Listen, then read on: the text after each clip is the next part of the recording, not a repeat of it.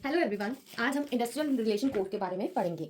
हम देखते हैं कि जो इंडस्ट्रियल रिलेशन कोड है उसने 3 एक्ट्स को रिप्लेस किया है। सबसे पहले trade union act 1926, then industrial employment standing order act 1946 and then industrial dispute act 1947। तो हम इंडस्ट्रियल रिलेशन कोड में सेक्शन 3 एंड 4 स्टडी करेंगे जो कि डील करता है बायपेटाइट फॉरम के साथ। सेक्शन 3 जो है वो डील करता है वर्क कमेटी के साथ एंड सेक्शन 4 जो है वो डील करता है ग्रीवियस रिड्रेसल कमेटी के साथ। अब सेक्शन 3 क्लॉज 1 में कॉम्पोजिशन बताई गई है वर्क कमेटी की। तो अब हम देखते हैं कि अगर पिछले 12 महीने में किसी भी दिन एक इंडस्ट्री में 100 या उससे ज्यादा वर्कर्स हैं तो जो एप्रोप्रिएट गवर्नमेंट है वो जर्नल या स्पेशल ऑर्डर के साथ उनको एम्प्लॉयर को कह सकती है कि आप एक वर्क कमेटी कॉन्स्टिट्यूट करो। अब उस कमेटी में employer as well as workers दोनों के रिप्रेजेंटेटिव्स होने चाहिए। एंड द मेन थिंग जो वर्कर्स के रिप्रेजेंटेटिव्स हैं, it can be equal to employers representatives, it can be more than employers representative, but it can't be less than employers representative. 3 clause 2 में हमें बताया है कि वर्कर्स के रिप्रेजेंटेटिव्स कैसे सिलेक्ट किए जाएंगे। उसमें बस जो भी लोग इंडस्ट्री में एज वर्कर्स एम्प्लॉयड हैं उनमें से ही आप सिलेक्ट कर सकते हो, प्लस आपको ट्रेड यूनियन से कंसल्ट करना पड़ेगा और जो प्रिस्क्राइब मैंने दिया गया उसके अकॉर्डिंगली आप उनको सिलेक्ट करोगे। एंड सेक्शन 3 क्लॉज 3 में रैशनल ऑफ वर्क कमेटी बताया गया है। इनकी मेन ड्यूटीज क्या है, इनका मेन काम क्या है। सबसे पहले कि इन्होंने एम्प्लॉयर और वर्कर्स के रिलेशन को अच्छा करना है। दूसरा, जो कॉमन इंटरेस्ट के मैटर्स है उनको आपस में डिस्कस करो। थर्ड जो की है वो एक मोर कॉन्सिलेशन टाइप ऑफ रोल है कि आपने जो भी ओपिनियन में मटेरियल डिफरेंसेस आ रहे हैं उनको रिजॉल्व करो। तो अब हम सेक्शन 4 के बारे में डिस्कस करेंगे जो कि डील करता है ग्रीवियस रिड्रेसल कमेटी के बारे। ग्रीवियस रिड्रेसल कमेटी क्यों बनाई जाती है? ताकि अगर कोई भी डिस्प्यूट हुआ है अपने इंडिविजुअल ग्रीवेंसेस को लेके, किसी को कोई प्रॉब्लम आई है तो वो जाके कमेटी में रेफर करे and committee will decide the matter. तो सबसे पहले सेक्शन 4 क्लॉज 1 में हमें बताया गया है कि कोई भी इंडस्ट्रियल एस्टैब्लिशमेंट जिसमें 20 से ज्यादा वर्कर्स एम्प्लॉयड हैं उनको एक ग्रीवियस रिड्रेसल कमेटी बनानी है।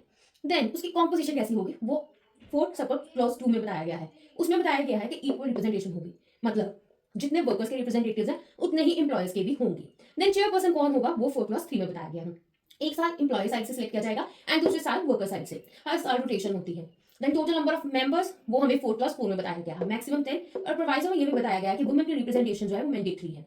फिर अगर कोई डिस्प्यूट अराइज हो गया है तो फिर उसको हमने फॉरवर्ड कैसे कैरी करना है, कमेटी के पास कैसे लेके जाना है, उसके बारे में बताया गया है 4 क्लॉज 5 में। एज पर 4 क्लॉज 5 वर्कर्स को अगर कोई भी डिस्प्यूट है, कोई भी ग्रीवियंस है तो वो अप्लाई करेंगे, एक एप्लीकेशन सबमिट करेंगे ग्रीवियस रिड्रेसल कमेटी के पास और 1 साल के अंदर अंदर उनको ये एप्लीकेशन देनी होती है। सो इसमें हमें एक चीज और पता लग रही है कि लिमिटेशन पीरियड क्या है, 1 ईयर।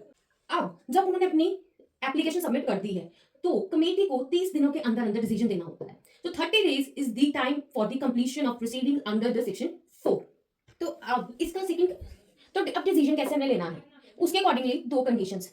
तो अब हमने डिसीजन कैसे लेना है, एप्लीकेशन डाल गई, फिर हमें पता लग गया कि 30 दिनों के अंदर अंदर हमें डिसीजन देना है, तो डिसीजन किस बेसिस पे लिया जाएगा?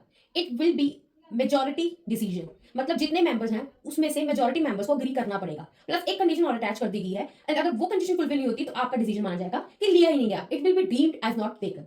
अगली कंडीशन है कि जो वर्कर रिप्रेजेंटेटिव्स हैं उनमें से हाफ से ज्यादा एग्री करें। अब हम देख लिया कि ग्रीवियंस रिड्रेसल कमेटी ने एक डिसीजन दे दिया है, बट अगर वर्कर ये उससे सेटिस्फाई नहीं है तो वो आगे क्या है, उसके पास रेमेडी है। उसके पास ये रेमेडी है कि वो 60 डेज के अंदर अंदर कॉन्सिलेशन ऑफिसर के पास एप्लीकेशन लगाए। वो जिस यूनियन का मेंबर है, ट्रेड यूनियन का मेंबर है, वो उनके थ्रू कॉन्सिलेशन ऑफिसर के पास एप्लीकेशन लगाए एंड देन उधर उसका मैटर सॉल्व किया जाए। सेक्शन 4 क्लॉज 9 जो है वो टर्मिनेशन रिलेटेड डिस्प्यूट के बारे में डिस्कस करता है। उसके अकॉर्डिंगली अगर कोई भी टर्मिनेशन रिलेटेड डिस्प्यूट है, चाहे वो डिस्चार्ज हो, डिसमिसल हो, रिट्रेंचमेंट हो या टर्मिनेशन हो, उससे रिलेटेड कोई भी डिस्प्यूट एम्प्लॉयर वर्कर के बीच में आ रहा है तो वो जो है उसको हम इंडस्ट्रियल डिस्प्यूट ही मान। इस चीज से कोई भी फर्क नहीं पड़ेगा कि कोई दूसरा वर्कर या कोई trade union is a party to the dispute, उसको हम इंडस्ट्रियल डिस्प्यूट ही मानेंगे। देन 4 क्लॉज 10 में बताया गया है अगर कॉन्सिलेशन ऑफिसर 45 डेज में कोई डिसीजन नहीं देता तो वर्कर डायरेक्ट ट्रिब्यूनल जा सकता है। ट्रिब्यूनल अप्रोच करने की उसकी टाइम लिमिट है जो कि है 2 years, that from termination, discharge, dismissal की डेट से। So this was all about bipartite forum जो कि सेक्शन 3 एंड 4 में दिए गए हैं। Thank you so much.